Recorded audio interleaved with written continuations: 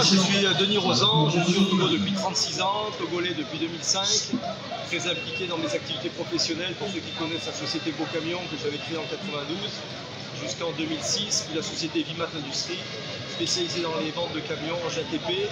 Et parallèlement à ça, j'ai toujours été donc un passionné de moto. Les gens me connaissent en ville toujours à moto. On est allé avec des équipes d'Africains sur le Paris-Dakar à 6 reprises. Tony Togo, qui est un porte-KTM aussi, a poursuivi l'initiative des Paris-Dakar encore 4 ans.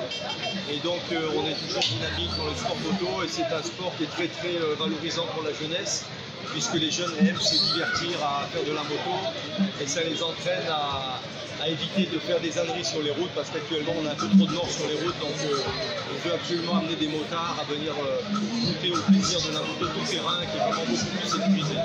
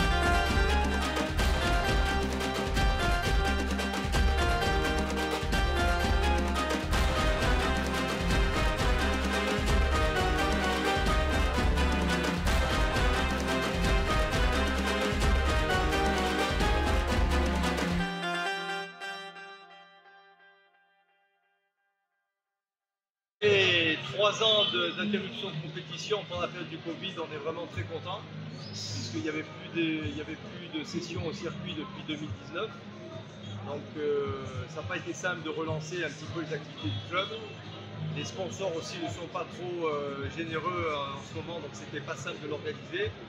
Mais on peut dire que globalement ça s'est très très bien passé. On a pu compter sur la présence des pilotes venus nombreux de Faso.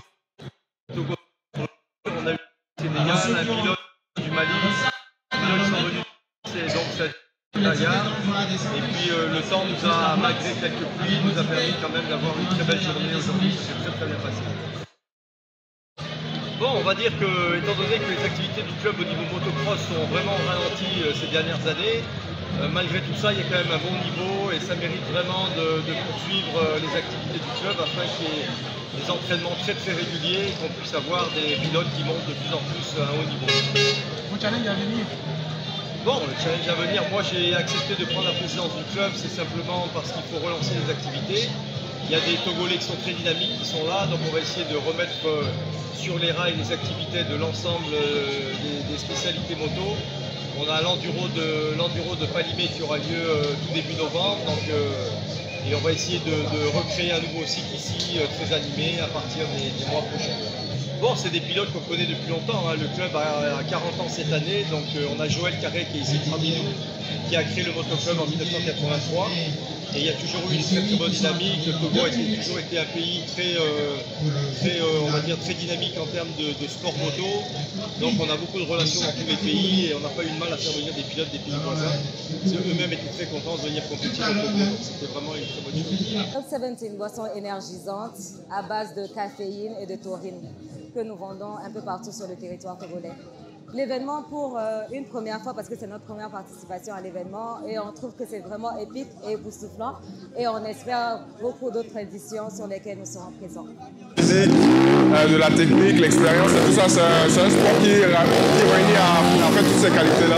À jamais lâcher, ça c'est le plus important. Quand tu tombes, tu te relèves, il faut continuer.